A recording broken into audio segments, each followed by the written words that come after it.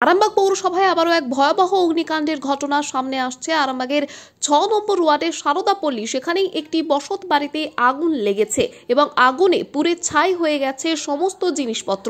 খবর পেয়ে ঘটনাস্থলে পৌঁছয় আরামবাগ দমকল বিভাগের কর্মীরা সহ বিদ্যুৎ দপ্তরও। বেশ কিছু পরে আগুন নিয়ন্ত্রণ আনে আরামবাগ দমকল বিভাগের কর্মীরা। স্থানীয় সূত্রে জানা গেছে ওই এলাকার বাসিন্দা উত্তম খাঁ, তার বাড়িরই দোতলায় হঠাৎ করেই আগুন লাগার ঘটনা সামনে আসতে খবর দেওয়া হয় দমকল বিভাগে। এরপর স্থানীয়দের উপস্থিতিতে আগুন নিয়ন্ত্রণে আসে। বাড়ি মালিকের দাবি, তার বাড়ির পাশ দিয়ে হাই টেনশন ইলেকট্রিকের তার গেছে, সেই তার যদি ইলেকট্রিক বিভাগ পক্ষ থেকে সরিয়ে ফেলা হয় তাহলে বেশ ভালো হয়। ঘটনা প্রসঙ্গে উত্তম খাঁ আরও কি জানালেন শুনুন বিস্তারিত। 24 আওয়ার্স আরামবাগের রিপোর্ট।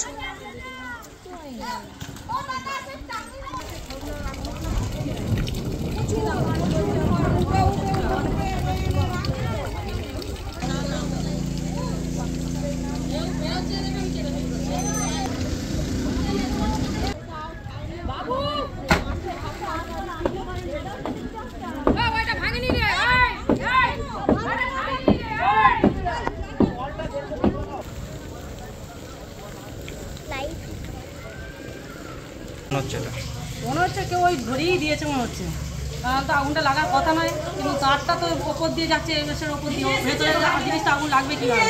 তো মনে হচ্ছে সাইড দিয়ে কেউ আগুনটা লাগিয়েছে, মনে হয় কিছু হয়তো খেয়ে ছুঁড়ে দিয়েছে, দেওয়ার ফলে ওইটা ওরকম হয়েছে। কী ছিল ঘরে? ওখানে রুমটাই ঘরে সবই ছিল, মালপত্র ওর যেমন ঘরের সাজপত্র সবই ছিল, প্লাস গরুরও একটু কলপতি ঘর ঘটে এসবই ছিল, সব পুড়ে গেছে। সব যা ছিল সব পুড়ে গেছে। ফায়ার ব্রিগেড এসে কি আগুন নেভাতে পারলো না? তার আগে কারা নেভাচ্ছিল? আমরাই করছিলাম সব, এই উত্তম দা,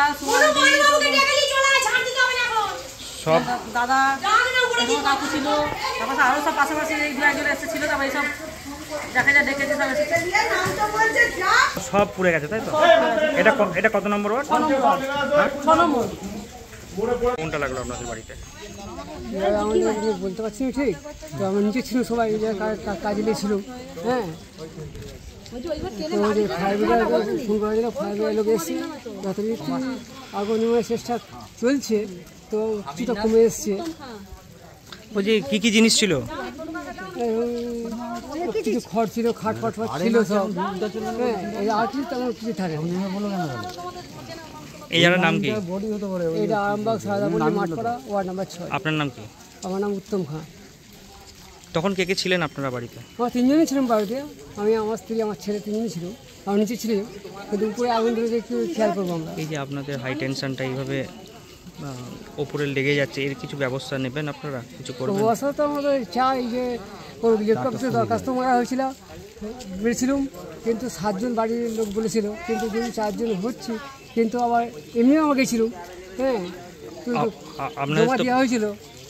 আপনার তো বড় সড়ো বিপদ হতে পারে, এর জন্য কি এর পরবর্তীকালে কোথাও যাবেন আপনারা, দরখাস্ত করবেন?